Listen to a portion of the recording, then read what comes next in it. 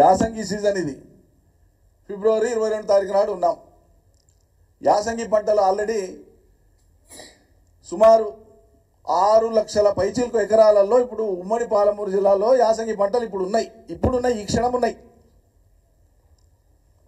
ఏం మాట్లాడతాడు ఈయన?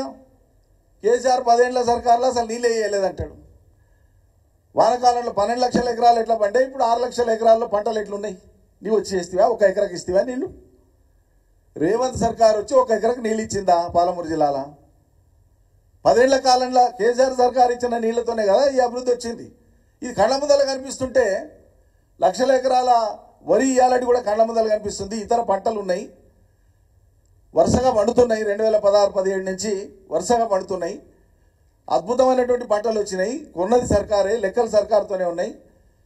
అనుభవించిన ప్రజలు వాళ్ళ జీవితాల్లో వచ్చిన ఆర్థిక స్థితితో, పురోగతితో నమ్మకం పెరిగి, ధైర్యం పెరిగి పిల్లలు చదివించుకుంటున్నారు, ఇండ్లు కట్టుకుంటున్నారు, ఊళ్ళు బాగైనాయి, పల్లెలు బాగైనాయి, చర్చిద్దామా అంటాడు. నవ్వుకుంటున్నారు ఆ ప్రజలు. కానీ ఈయనకే చేత కాలేదు కానీ చర్చిద్దామంటున్నాడు ఈయన అని. ఇంకో మాట మొదలుపోయి మాట్లాడుతుండు. తనను కాపాడుకోవాలంట. పాలమూరు బిడ్డను నేను, లేక అవకాశం వచ్చింది, నన్ను కాపాడుకోండి అంటున్నాడు. ఏం పాలమూరు బిడ్డలకు నువ్వు రైతు బంధు ఎగ్గొట్టినందుకా? రుణమాఫీ పూర్తి చేయనందుకా? ఇలా పోయి పంటలు ఎండబెడుతున్నందుకా? నీళ్ళు ఇయ్యక, కరెంట్ ఇయ్యక? దేనికి కాపాడుకోవాలి నాయన మహానుభావ? నిన్ను దేనికి కాపాడుకోవాలంటున్నా? నువ్వు చేసింది ఏంటి? వరగబెట్టింది ఏంటి పాలమూరుకి?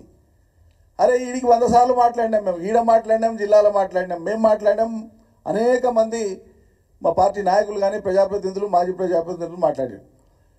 అరే పాలమూరు రంగారెడ్డి అనేటువంటి ప్రాజెక్టును కేసీఆర్ మొదలు పెడితే ఇదే కాంగ్రెస్ సర్కారు, ఇదే చంద్రబాబు నాయుడు మనుషులు అటు ఆంధ్రప్రదేశ్ నుంచి, ఇక్కడి నుంచి అనేక రకాల కేసులు వేసి 196 రకాల కేసులు వేసి ఆ ప్రాజెక్టు ముందలు పోకుండా అవరోధాలు సృష్టిస్తే వాటన్నింటినీ అధిగమించుకుంటూ రాష్ట్రం యొక్క సొంత నిధులతోన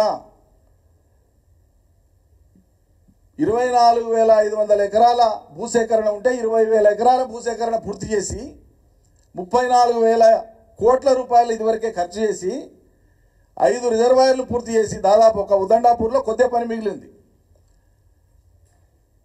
4 పంపింగ్ స్టేషన్స్ పూర్తి చేసి కంప్లీట్ చేసి కేవలం ఒక 3-4 నెలల పాటు సీరియస్గా పనిచేస్తే ఒక 1,000-1,200 కోట్లు ఖర్చు పెడితే ఆ ప్రాజెక్టు ఫలం నల్లగొండ, రంగారెడ్డి, పాలమూరు ప్రజల నోట్లోకి వస్తుంది. 12,30,000 ఎకరాలకు నీళ్ళు వస్తాయి.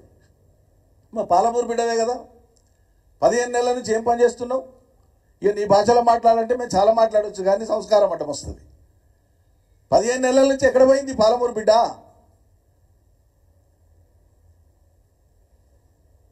ఈ అరుపులు, కేకలు, పెడబొబ్బలు, ఛాలెంజులు, నీతిబాహ్యంగా మాట్లాడడం, నిందలు వేయడం ఇదేనా? మళ్ళీ ఎందుకో లేకపోయా నీకు ప్రేమ?